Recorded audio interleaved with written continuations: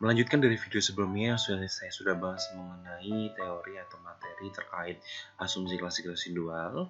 Pada video kali ini saya akan menjelaskan atau kita akan belajar bareng terkait sama bagaimana kita menganalisis dengan menggunakan analisis regresi secara lengkap ya. Karena kalau sebelumnya itu kan kita pernah melakukan praktek analisis regresi, cuman tidak begitu lengkap karena hanya sebatas pembentukan model saja sampai kebaikan modelnya. Cuma di sini nanti saya akan mencontohkan bagaimana cara kita untuk melakukan analisis sampai pada asumsi klasik residual, mulai dari multikolinialitas sampai asumsi klasik residual. Ya, nah ini adalah contoh datanya. Misalkan datanya adalah seperti ini. Ini adalah data yang diambil dari buku Ekonometrika. Jadi soalnya adalah C di sini adalah konsumsi, consumption, GNP. Oke, simbolnya indeks produk industri I, nilai tukar pound sterling L, ya. Terus kemudian ada jumlah rumah tangga di sini adalah H, sama harga aluminium adalah A. Jadi di sini diduga bahwa C ini dipengaruhi oleh GILHA. Jadi GILHA ini diduga berpengaruh terhadap C. Nah, di sini pertanyaannya bagaimana? Berdasarkan data tersebut buatlah model regresi. Oh, ternyata di sini sama si buku itu diminta bahwa data ini kita harus ubah dulu ke dalam bentuk len. Jadi dari nilai C, G, I, L, K, A ini nanti ya dari variabel-variabel yang saya blok ini nantinya akan kita ubah ke dalam bentuk len, baru nanti kita regresikan. Sebenarnya kalau dalam regresi itu tidak semuanya itu harus diubah ke dalam bentuk len. Kemungkinan ini digunakan karena memang kalau kita perhatikan antar variabel ini memiliki data yang cukup berbeda. Misalkan di sini ada yang puluhan, ada yang ratusan seperti itu. Cuman kalau misalkan teman-teman nanti ketika teman-teman menganalisis itu sebaiknya memang datanya itu disamakan ya. Kalau misalkan puluhan ya usahakan semuanya puluhan, kalau ratusan semuanya ratusan, sehingga nantinya hasilnya juga cukup bagus ya. Tapi kalau misalkan ternyata datanya memang nggak bisa seperti itu ya, nanti nggak masalah sih sebenarnya, cuma kita bisa ubah ke dalam bentuk nggak diubah pun sebenarnya nggak masalah ya. Nah, ini memang sama si di buku ini diminta untuk diubah. Nah, terus kemudian soal B-nya selidiki apakah terjadi autokorelasi. Jadi nanti kita tidak hanya berbicara mengenai autokorelasi, tapi kita juga cek apakah nanti ada heterogenesitas atau enggak, apakah berdistribusi normal atau tidak. Terus kemudian bila terjadi autokorelasi lakukan penyelesaian. Nah, ini tapi kalau misalkan nanti kita lihat saja nanti kalau misalkan hasilnya heterogenesitasnya aman, tidak perlu diselesaikan ya nggak masalah. Jadi kita cek semuanya. Ya, jadi tidak hanya sebatas autokorelasi saja. Nah, berarti langkah pertamanya dari data ini, langkah pertamanya adalah kita ubah dulu ke dalam bentuk len. Nah, cara mengubahnya bagaimana? Ya, jadi saya copy dulu datanya. Nah, ini cara mengubahnya ini sebenarnya secara gampangnya teman-teman. Secara gampangnya ini kita bisa menggunakan Minitab nggak masalah. Atau misalkan kita menggunakan Excel nggak masalah. Jadi terserah teman-teman mau menggunakan yang mana ya. Nah, ini kalau misalkan teman-teman penasaran bagaimana cara mengubahnya di dalam menggunakan Minitab, ya kita copy aja dulu datanya. Misalkan saya ubah ke sini. Ya, saya tuliskan di sini saja, misalkan di sini len C. Di sini kemudian len G. Misalkan ya, saya tuliskan aja. Kemudian di sini adalah len I. Ya, kita ganti di sini. Kemudian len L, kemudian len H, len A. Artinya di sini digunakan. Jadi C7 sampai C12 ini digunakan untuk meletakkan perubahan bentuk dari C1 sampai C6.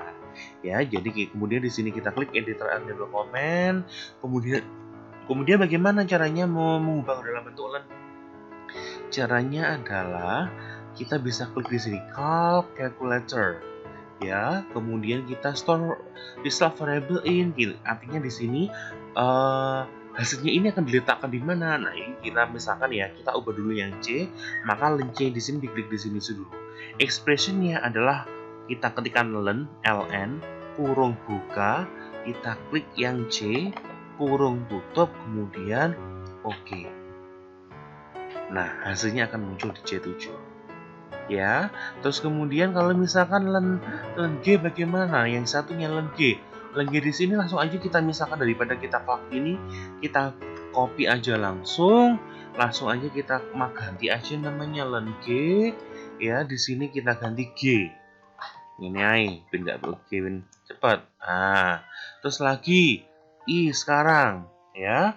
I-nya besar ya. Kemudian di sini I, enter. Langsung keluar. Lagi apa? Len L.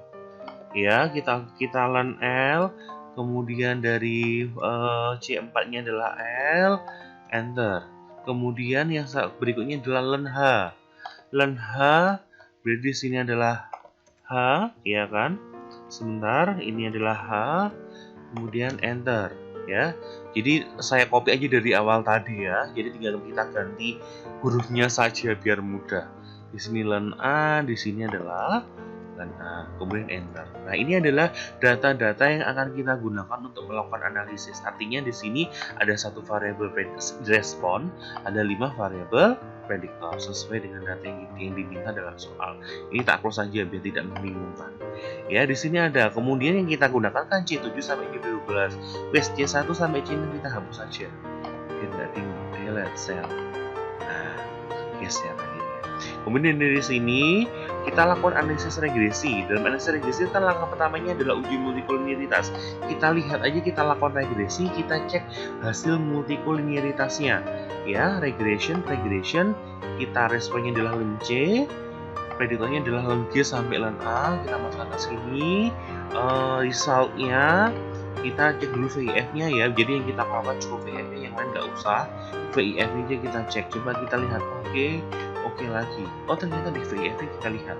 Di VIF-nya ternyata len G, len I, sama len A ini nilai VIF-nya lebih dari 10. Teman-teman lihat di sini len G VIF-nya berapa? 89, len I 46, len A 12,493. Artinya ketika A, I, G ini terjadi multikoliniaritas. Sehingga untuk A, I, G, iki tidak digunakan untuk analisis. Why? Karena VIF-nya lebih dari 10. Ya, paham ya? Jadi artinya di sini yang kita gunakan untuk analisis lebih lanjut itu adalah cukup C sebagai respon, L sama H. G, I, A ini tidak digunakan karena lebih dari 10 nilai VIF-nya ya. Iki wis timbang bingung, G, I, A tidak digunakan toh.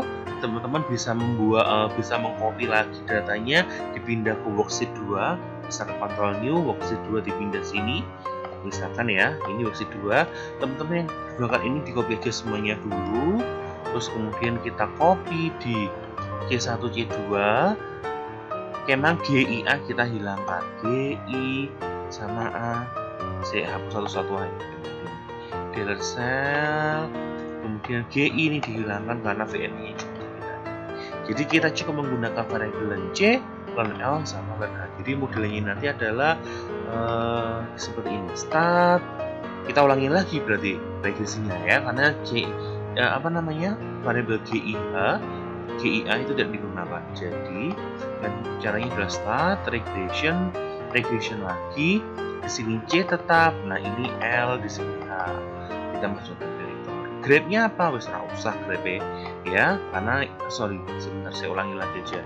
Start, basic, regression, tadi kepencet ya. Saya ulangi lagi. Option, ini bisa kita keluarkan grade-nya. Kemudian storage, ini kita keluarkan residualnya, karena residual itu paling penting kan digunakan untuk asumsi klasik residual.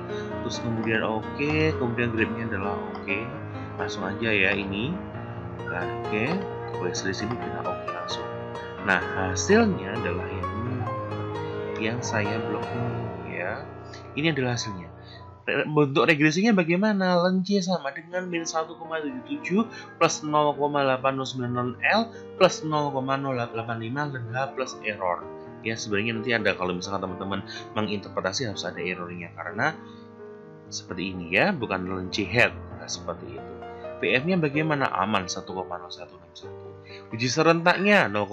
Oh, berarti antara C, L sama H ini ada terdapat salah satu variabel yang berpengaruh secara signifikan terhadap len C.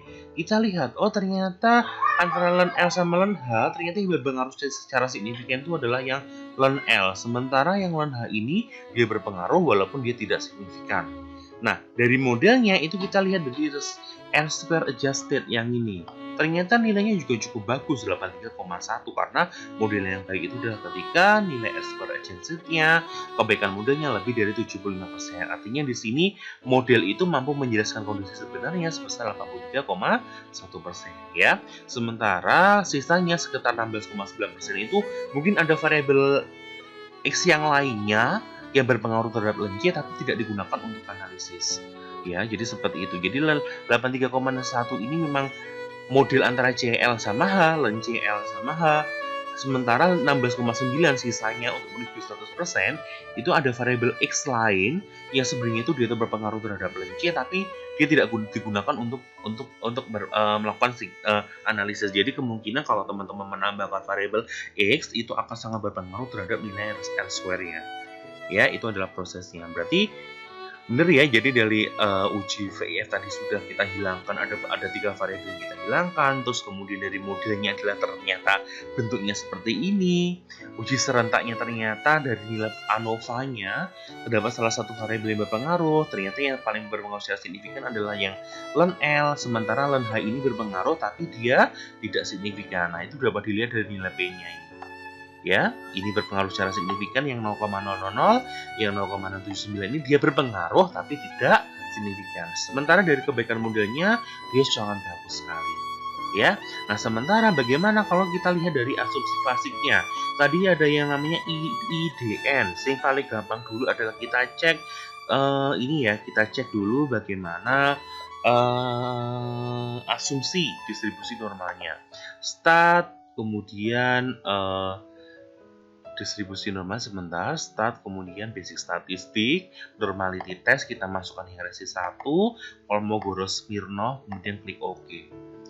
Nah, hasilnya ternyata dari sini kalau teman perhatikan, itu kondisinya adalah tidak normal. Kenapa? Karena nilai PP-nya kurang dari alfa.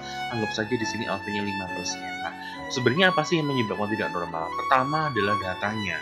Data itu kalau misalkan datanya kurang, maka itu nanti menyebabkan kondisi data mungkin memang menyebabkan datanya itu tidak normal. Ya, jadi kalau teman-teman nanti misalkan melakukan analisis loh, wah ini kok nggak normalnya apa iki? Biasanya itu bisa ditambahkan data, kalau nggak nanti ada asumsi lain yang tidak terpenuhi, kemudian kita transformasi, nah itu bisa menyebabkan si residu nanti bisa menjadi normal ya. Atau kebanyakan sih memang kita tambahkan datanya aja, itu solusi paling gampang. Jadi ketika teman-teman nanti melakukan analisis, mendingan datanya itu dilebih. Misalkan teman-teman ngitung jumlah sampel, oh ternyata jumlah sampelnya itu cuman ketemunya 150. Mendingan kalau teman-teman mengambil secara primer, data primer, itu sebaiknya jangan ngambilnya jangan cuma 150, tapi lebih aja, misalkan 100. Jadi menjadi 250 atau enggak 300 saja sekalian, Mbak.